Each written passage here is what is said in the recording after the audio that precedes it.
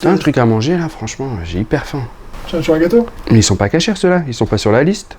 Mais c'est quoi cette liste? Mais c'est pas la liste du consistoire. Non, c'est la liste de Ravolf. Ravolf? Mais on peut manger tout ce qu'il y a sur cette liste? C'est qui Ravolf?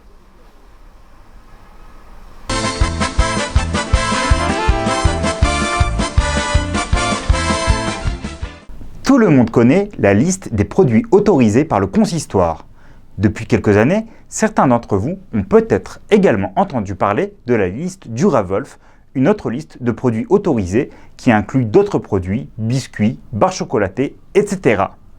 Les produits qui figurent sur la liste du Ravolf remplissent-ils les mêmes critères de cache-route que les produits qui figurent sur la liste du consistoire? Pour une grande partie des produits, la réponse est non. En effet, sur un point, la liste du Ravolf adopte une souplesse désapprouvée par le consistoire et par de très nombreux décisionnaires comme le Rav Vosner. Ravolf autorise le lactosérum extrait à chaud. Le lactosérum, c'est le petit lait qui s'échappe des fromages lorsque le lait coagule. Comme les fromages en question ne sont pas cachers, le consistoire considère que lorsque le fromage est cuit dans son petit lait, celui-ci devient non cachère. Le Ravolf, qui s'appuie sur des avis plus souples, comme celui du Rav Moshe Feinstein, autorise ce lactosérum cuit dans le fromage non cachère. Or, de nombreux produits qui figurent sur la liste du Ravolf peuvent contenir ce lactosérum controversé.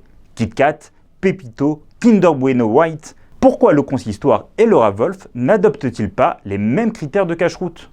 Pour répondre, quelques rappels historiques. C'est en 1978, sous l'impulsion du grand rabbin Rachamim Naouri, de mémoire bénie, que le Rav Michel Guggenheim, épaulé par des ingénieurs chimistes, a dressé une liste de produits présumés cachers, mais sans surveillance rabbinique, pour que la cache-route soit accessible au plus large public. Mais le consistoire est clair. Entre deux publications de la liste, il est possible qu'un produit qui était présumé cachère change de composition ou de procédé de fabrication et qu'il devienne non cachère sans que le consommateur ne soit averti. Car aucun contrat ne lie l'usine au consistoire qui n'est pas rémunéré pour son travail. Aujourd'hui, c'est le grand rabbin de Paris, en l'occurrence le Rav Michel Guggenheim, qui est responsable de cette liste de produits autorisés.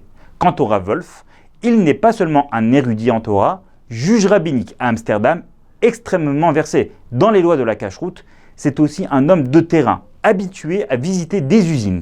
Il a élaboré sa liste pour les éclaireuses et éclaireurs israélites de France, les EIF, des scouts dont les camps sont souvent éloignés géographiquement de tout commerce cachère.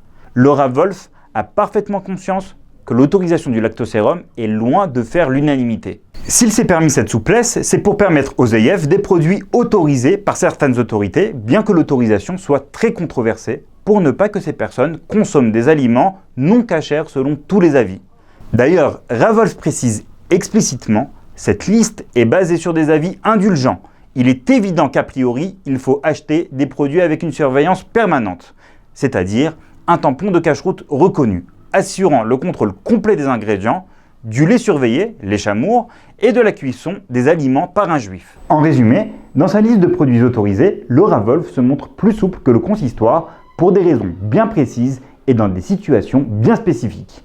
Il est évident que ces souplesses ne sont pas destinées à tout un chacun, et surtout pas lorsqu'on vit dans une grande ville, à proximité des commerces cachers. Même les rabbinim du consistoire recommandent de privilégier des produits cachers sous surveillance permanente plutôt que les produits présumés cachers inclus dans leur liste.